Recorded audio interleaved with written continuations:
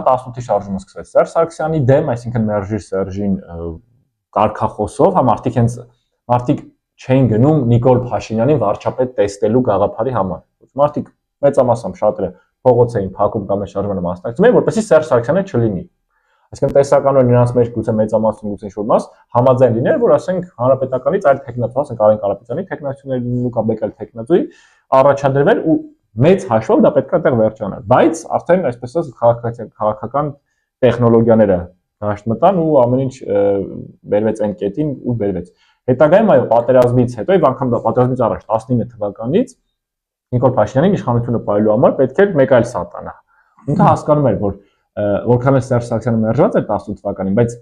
եւ մեծ հեղինակ ռեյտինգ չուներ, բայց հակա ռեյտինգի առումով Հայաստանում չեմպիոնը Ռոբերտ Քոչարյանն է։ Միշտ եղել բոլոր ժամանակներին։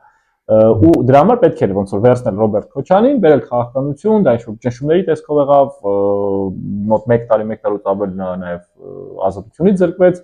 ու ընդհանուր 21 թվականի ընտրություններում, այո 21 թվականի ընտրություններում ես էլ բազմաթիվ հաղթել են Ռոբերտ Քոչարյանը եւ Ռոբերտ Քոչարյանի վախից